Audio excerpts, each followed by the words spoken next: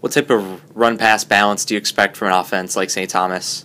Well, the games that they've actually decided that have gone their way, they've actually run the ball more than they've thrown it. And the games that have gone against them, they've passed the ball more than they've ran it. So I'm guessing we're going to see a pretty good dose of Parks and the rest of their running backs tomorrow.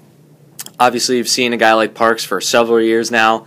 He's accomplished a lot in his career. How do you prepare to stop a running back like that? Well, you don't. I mean, he's going to get some pieces of yards. He's going to make a play here and there, but we just can't give him the big ones. A couple of years last year, he had a couple big runs.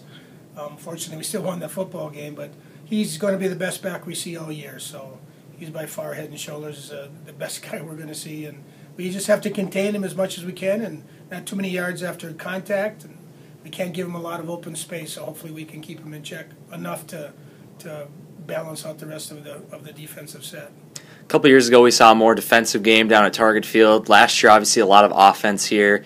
Is there one type of game that maybe favors one team or the other, and what kind of game do you expect?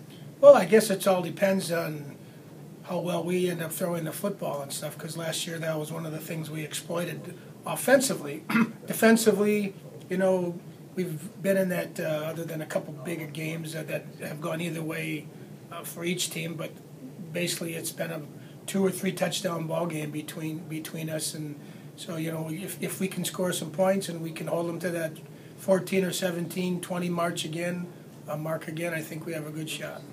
Coming off of a shutout against Bethel last week, is the game plan pretty similar, or does St. Thomas throw in some different wrinkles you maybe have to prepare differently for? Well, a little differently. I mean, their quarterback can make some plays with their feet compared to Bethel's guy, who was just a flat-out run guy. St. Thomas's quarterback, better arm, more of just a pocket quarterback, and he's got some capable receivers, not that Bethel didn't, but a little different style of throwing the football, more quick checks and getting rid of it, where St. Thomas would do a lot of mass protect stuff and try to get guys open because they can throw the ball deep.